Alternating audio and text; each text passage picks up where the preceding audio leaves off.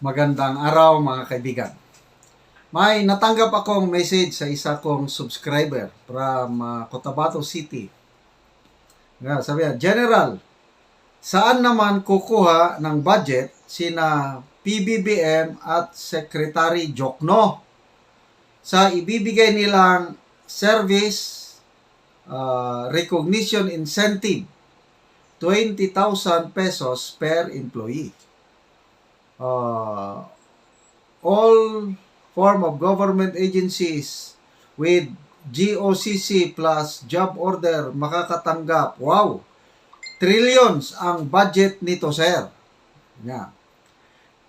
Galing naman ni PBBM para manumbalik. Dito na tayo. Galing ni PBBM para manumbalik ang kanyang bango sa taong bayan.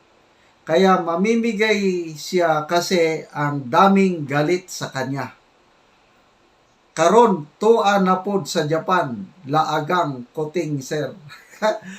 Nasa Japan ngayon, laagan, pasyal do. Pasyal ng pasyal. Okay. So, sabi ko, please give me the article or video tungkol nito para pag-aralan ko. Sabi niya, narinig ko lang sa Radyo General. Speaking of SRI, start na namigay mga ibang agencies yesterday, sir.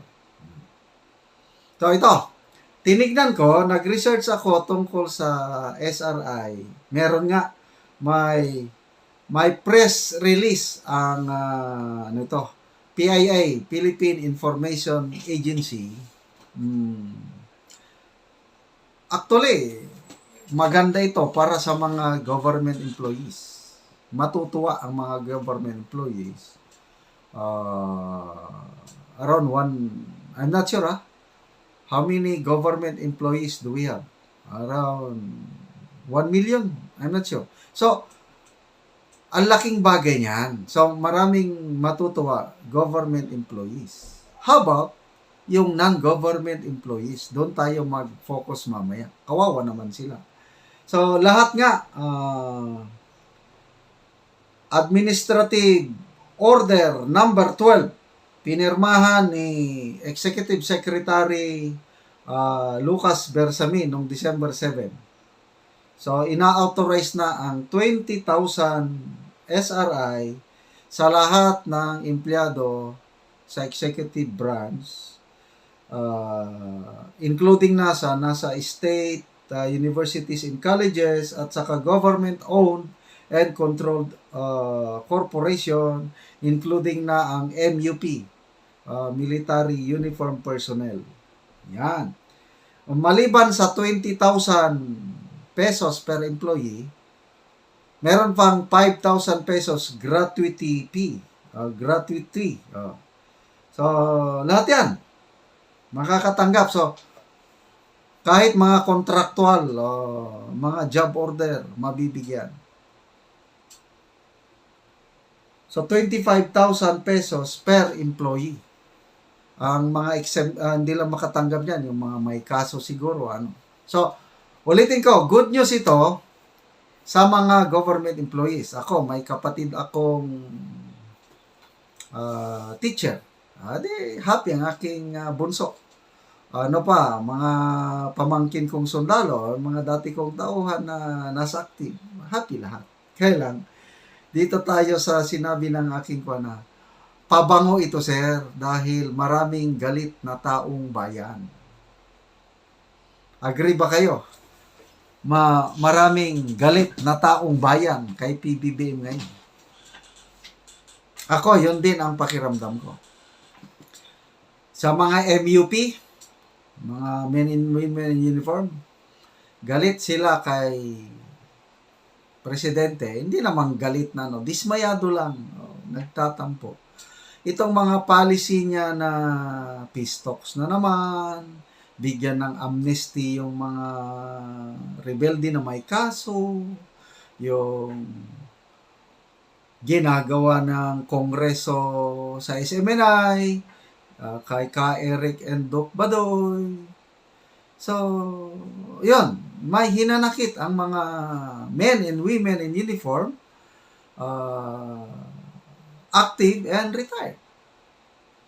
So, they are hoping na mga men and women in uniform medyo mawala ang galit. But ang taong bayan, mga government employees, nag-iisip yan. Kasi nakasama na yan sa budget eh. Every year, nagbibigay naman ng ganyan. Kahit ako, nung nasa government service pa ako, nakakatanggap ako every year yan. Bonus pang tawag nung una. Ngayon, medyo pinalaki lang. So, tingin ko, kung pabango ang ng PBBM, pwede, babango siya. Kasi, kabado ang PBBM government dahil lalabas na naman ang rating. Magsosurvey na naman ang Okta, SWS, Pulse Asia, Publicos Asia.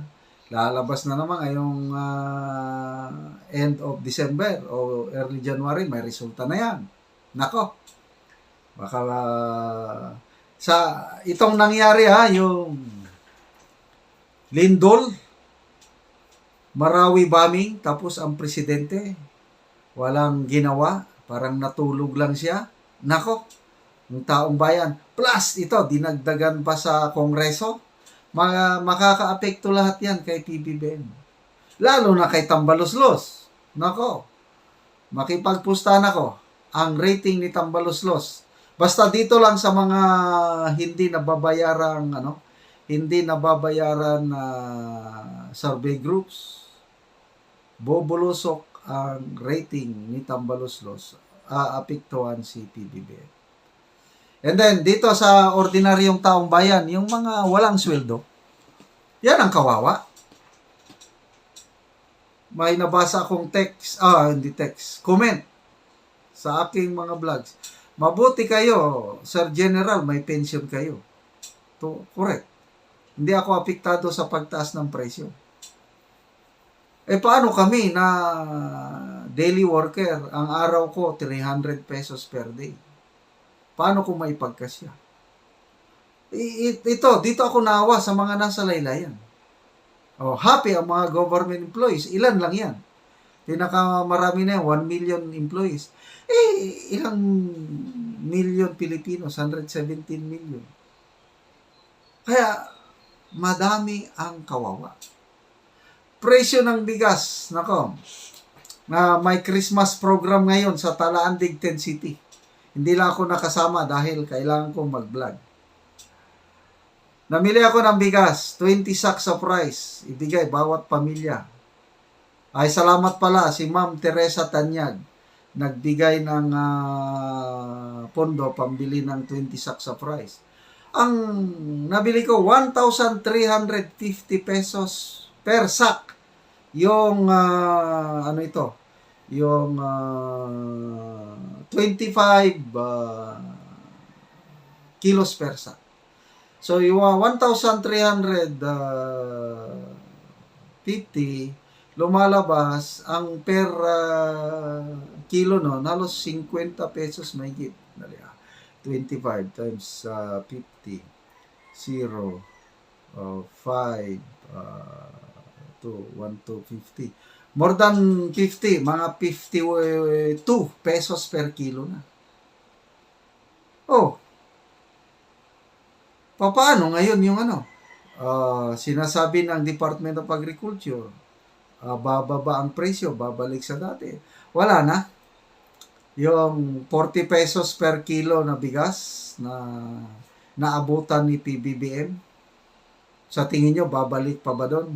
Ako, kung babalik ng 40 per kilo, matutuwa na ako kasi at least yung nasa laylayan, hindi masyadong mahirapan. Kailang, there's no way na bababa yung 50 pesos per kilo na bigas. Yan na yung pinakamababa, pataas pa ng pataas. Lalo na mag-El Nino pa. So, dumadami talaga ang nagugutom, dumadami ang naghihirap. Kaya itong administrasyong ito, kahit ano pang gawin, talagang to me, kulang. Yung kanta ba yun, tinimbang ka, ngunit kulang. Kasi kulang po ng sinseridad. Oh, biyahe na naman ng Pangulo. Para daw sa economic, ano ba yun? Yung business cooperation ng to me, logi ang taong bayan itong palaging pagbiyahe ng Pangulo. Bigay na lang na may nabasa akong survey. Nako, yung investment, foreign direct investment, pababa ng pababa. Walang nangyayari sa mga lakad ng presidente na para maghikayat ng mamuhunan. Kung meron man, pababa ng pababa. Kaya sayang lang ang gastos. Sabi ng subscriber, laagan kaayo. Laagan, pasyando. Mahilig lang mamasyal kasi pera ng taong bayan ang kanilang ginagastos. Hayay sila. At ang mga nasa laylayan, yun ang kawawa. Yun ang babantayan ng administrasyong ito dahil ang taong gutom, hindi mo yan mapipigilan. So, rating, nako, pinoporset ko na. Lalagapak ang rating ni Tambaloslos. Kahit itong presidente, ina-expect ko tataas ang rating ni VP Sara or mamintin niya na hindi na siya magbulusok.